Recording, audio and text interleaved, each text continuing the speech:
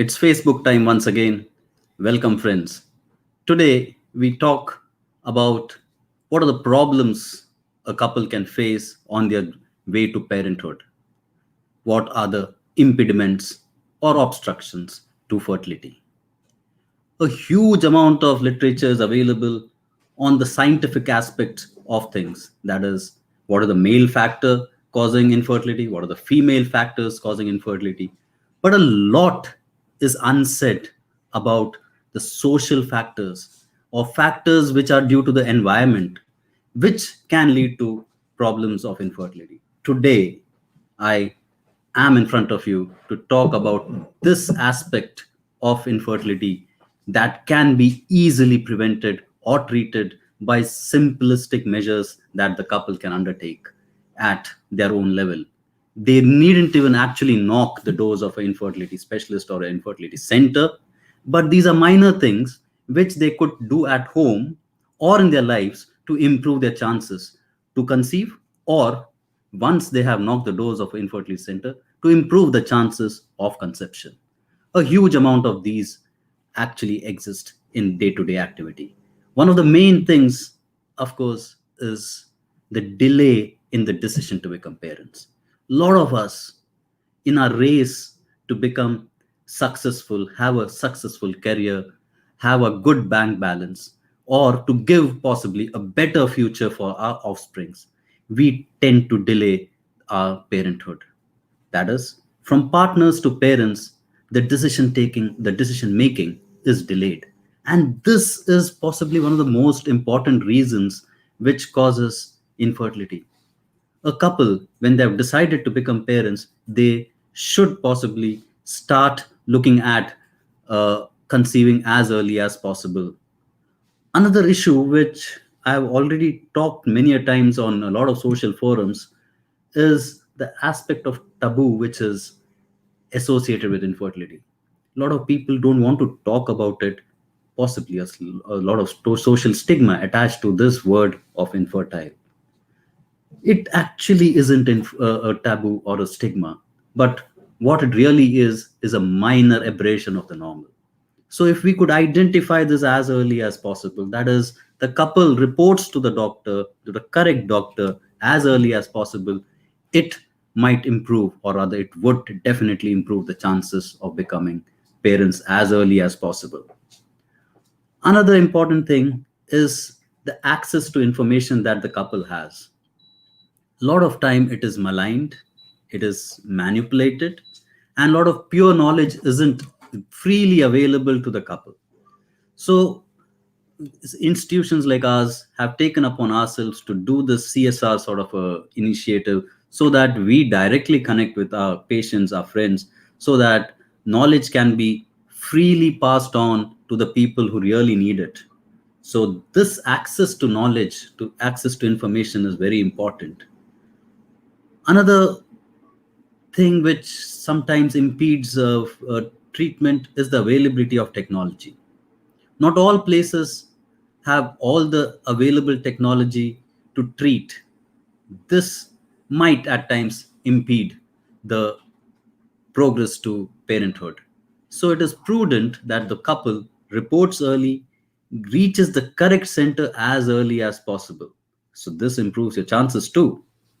Of course, we understand that the cost of treatment is not as easy as the other diseases. It is a little taxing in terms of time, taxing in terms of money too. The cost of investigations is also high in terms of time. It because in infertility, the smallest unit is a menstrual cycle, which generally is about 28 to 30 days. So if that cycle is gone, the couple might have to wait for another 28 to 30 days before taking on the next set of investigations, especially in the case of a lady. Another important thing which afflicts the world today is stress. I've heard this term a lot many times in the recent past, and of course, a lot of stress is there. We need to understand that stress is a necessity of life. What we need to know is how to handle it. This requires a lot of introspection, dissecting the problem within our own minds, and finding out the correct way. We must reduce this emotional overload that we carry. Have friends, have colleagues whom you could talk to, confide in each other as partners, and yes, the stress would definitely go down. Less stress means better chances of conception. What could also help is breathing exercises, pranayam, yoga, which our country is so famous for. You do yoga, reduce your stress, and have a better chance. Of course, also what helps is exercise. If you exercise well, exercise regularly, maintain your ideal body weight, the chances of conception are much, much better.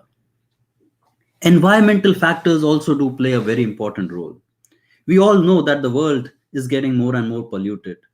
Polluted not only by the chemicals which are released into the environment by industry, cars, refrigerators, and so on and so forth, but also by we are polluted by processed food. A lot of processed food, fiber is taken out of our diet. A lot of pesticides are entering into our body system through the diet. A lot of genetically modified food is slowly but surely encroaching upon our day to day intake. Also, a very distressing thing is this corporate necessity to make profit and to inject both plants and animals with certain hormones which suddenly increase their weight before they're slaughtered. All these small, small steps just to make a bit of a profit endangers our offsprings, our generation, and also our chance to become parents. Beware of all these things. Be close to nature. Breathe in the fresh air, drink fresh water, make sure that your food is unadulterated. All these small, small things make a huge difference in the final outcome. Yes, another important thing is the social structure. Our social structure is changing as time goes by.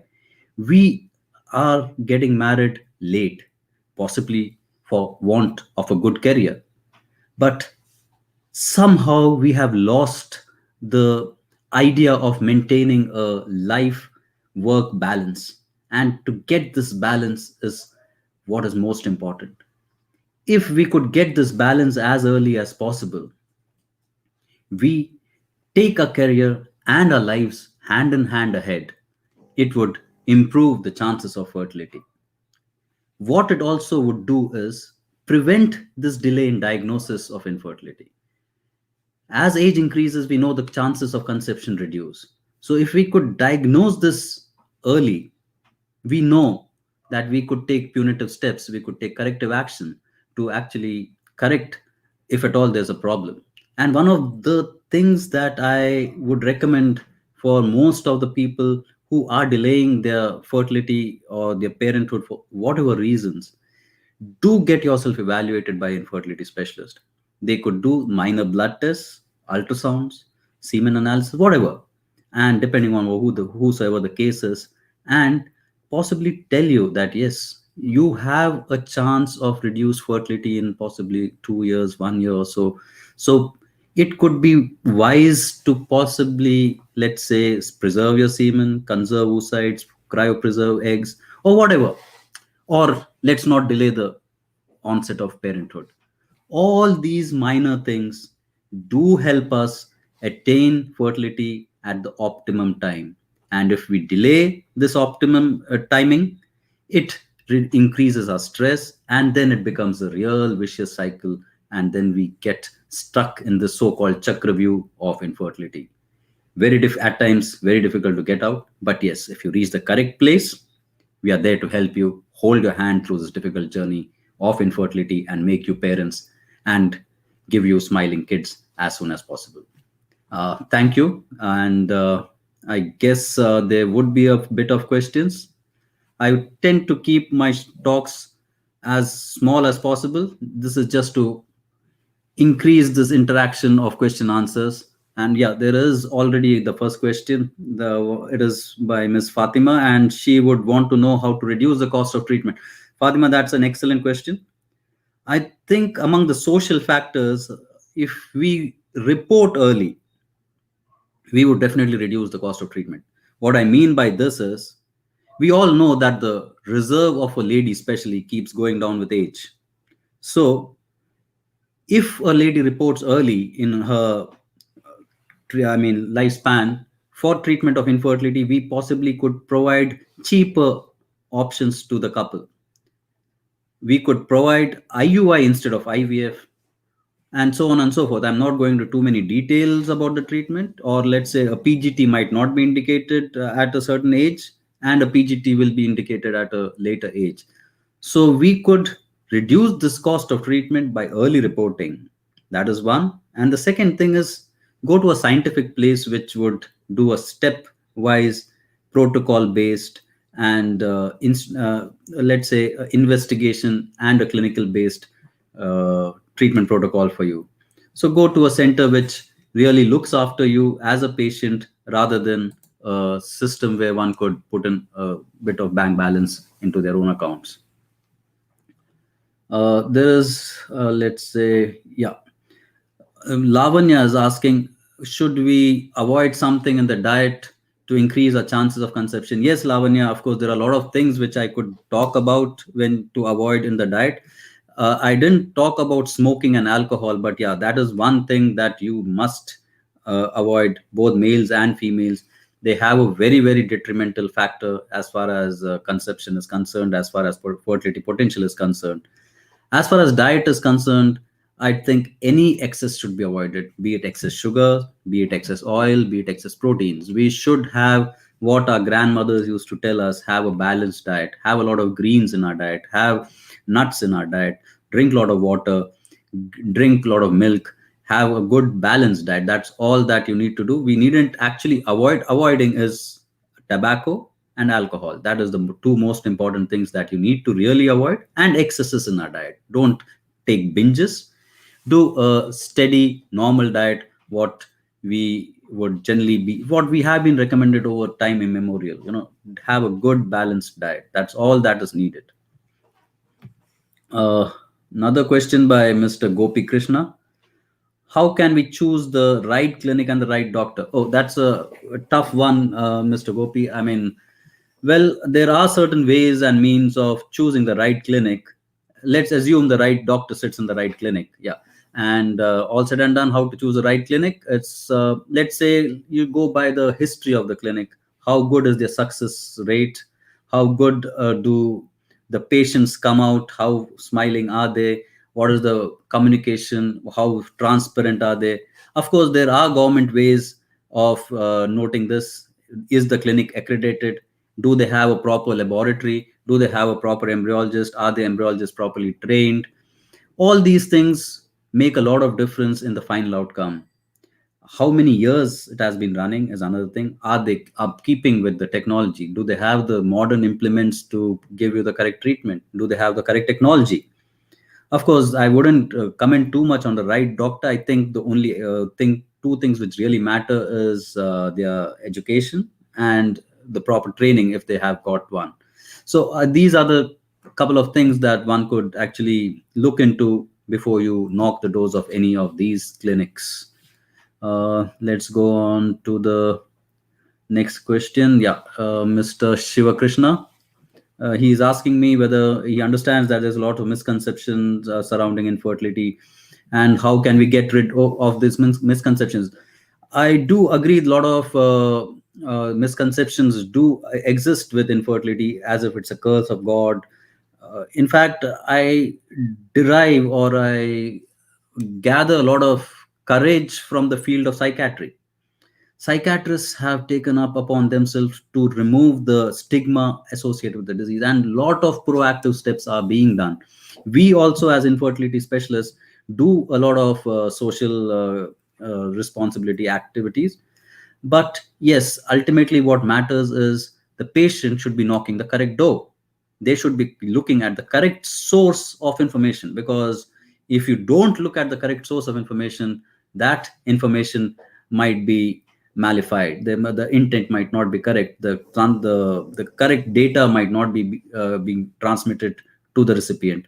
So I think read the correct books, read the correct journals, watch the correct videos, watch the correct source. I mean, that's what would generally remove misconception. And of course, a person who gathers the correct knowledge also has a responsibility of passing this correct information to the next person also. Help another person. So help each other. And I guess a lot of misconception could be easily taken off from the society. Oh, Miss Geeta has come up with a question. Should we avoid something in the diet to increase a chance of conception? Miss Geeta, I think we already discussed this. I think we should, apart from smoking and alcohol, we should cut down on processed food. Be consuming food which is as natural as possible. Don't take too much of genetically modified food. And I really don't know, if I should be contemplating organic food or something of that sort, because there's not much of research done on it. But yes, a pesticide free food is always good. Wash your I mean whatever you're consuming properly before actually consuming it, especially the raw food. I mean, anything which can be exposed to chemicals should be washed nicely before you actually cut and eat it raw. Cooked food has a slightly lesser chance, but yes, do wash all your food before you consume it. That is one of the minor things that you could do to actually improve fertility chances. And instead of avoiding things, I think, a lot of nuts, tomatoes, all fresh food do increase the chances of conception.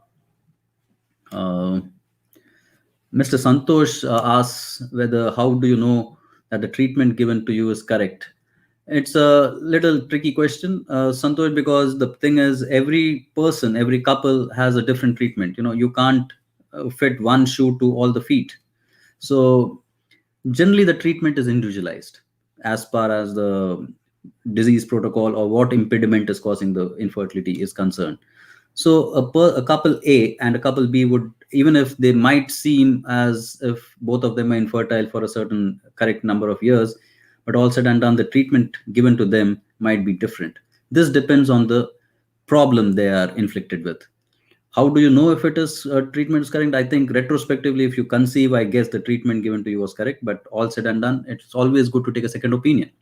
It really, and in fact, I always tell my patients to take a second opinion from a educated doctor. And I think a second opinion is a good thing. It gives us confidence in the person that at least the doctor is telling you the correct thing. So, and one way of doing knowing whether the treatment given is correct or wrong is taking a second opinion. I think that is the way forward in most of the things.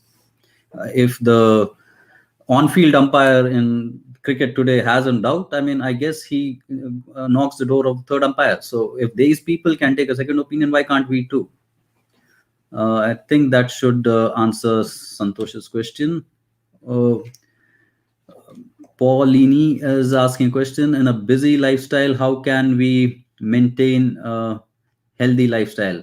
This is the balance, the work life balance that I keep talking about in many of my talks.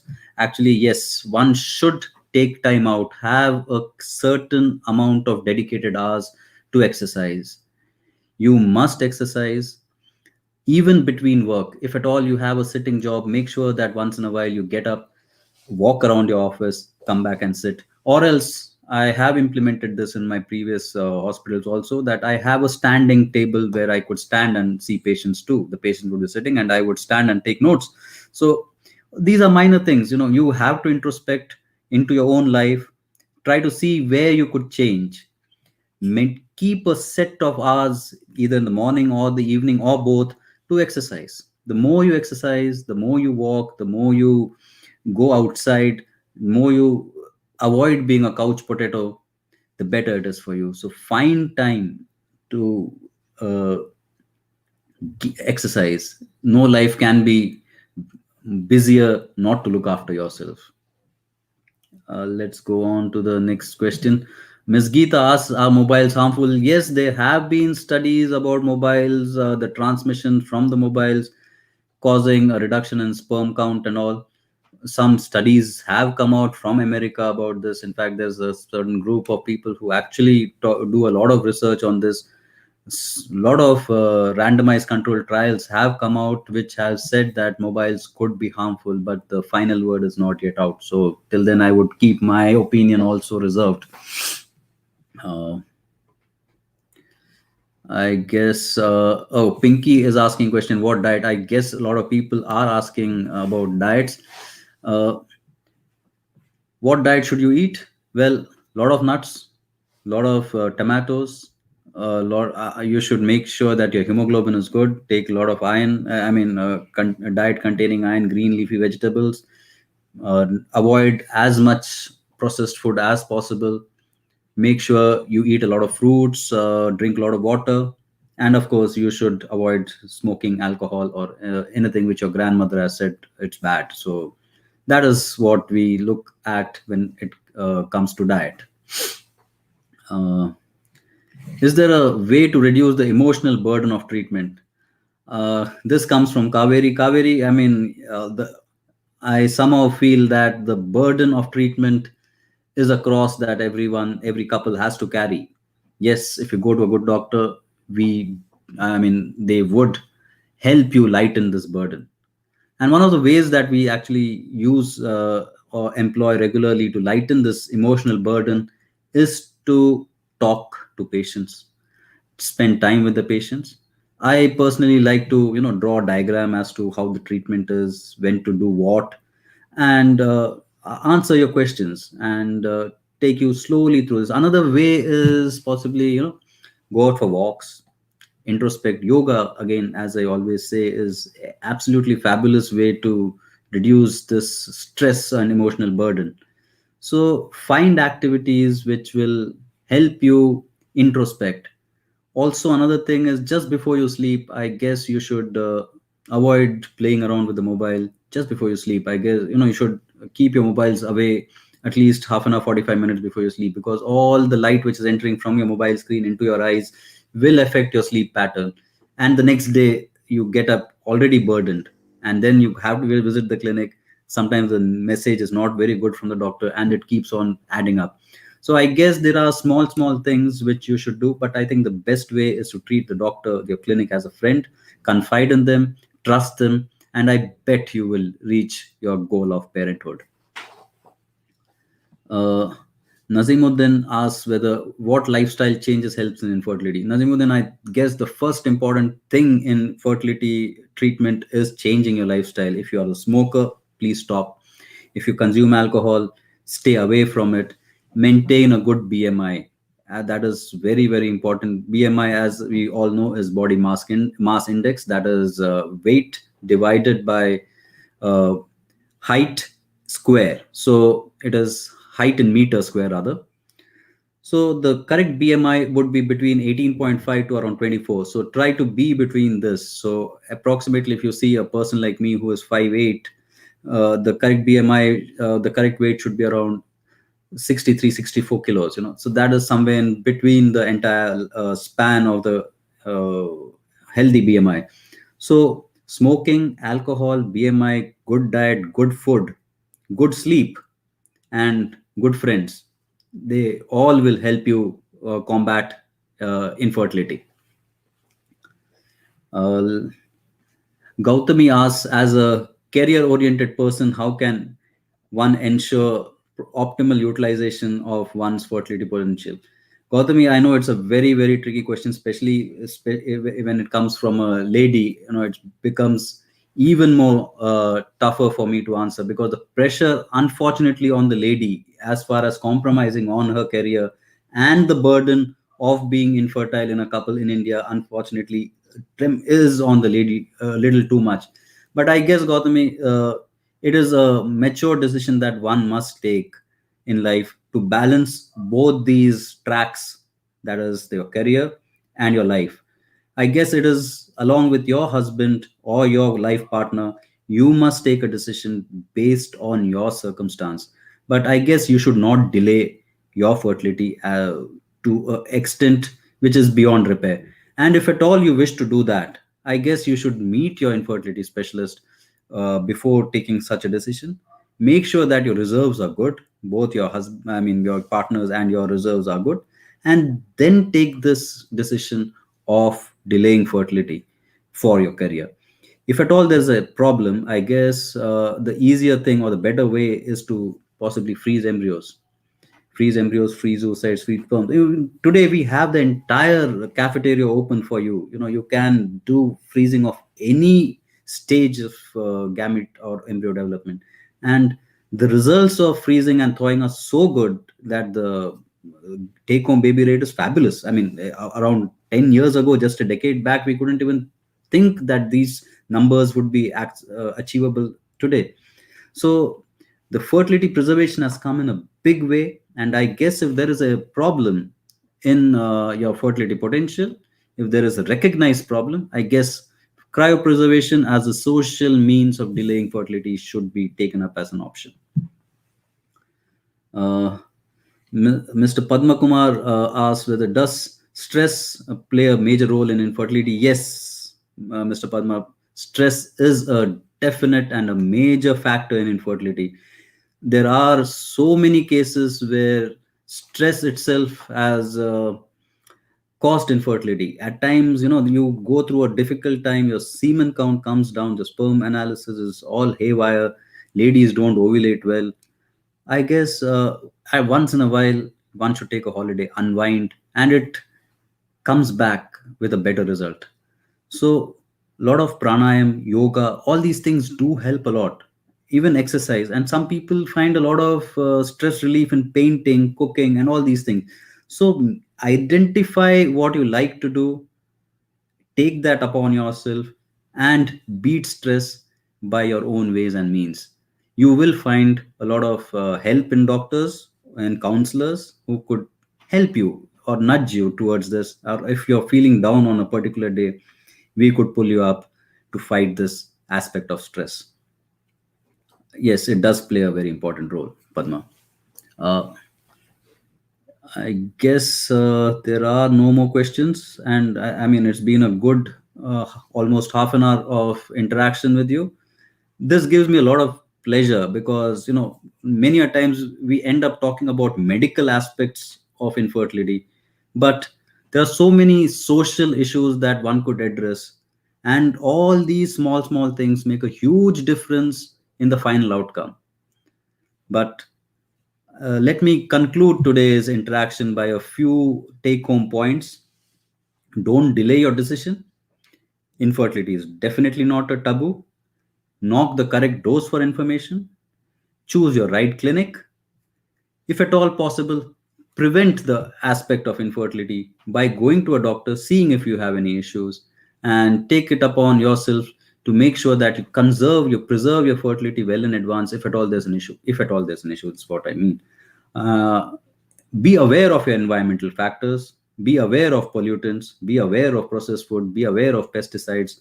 Make sure that you're not working in a so-called fertility endangering environment, and let's help each other to remove the misconceptions which are prevalent in the society. All these small steps, I think, will remove many impediments to the road to fertility and parenthood. Thank you, friends, for a wonderful time. I mean, I hope you had equal amount of pleasure as I had getting this across to you. Thank you very much.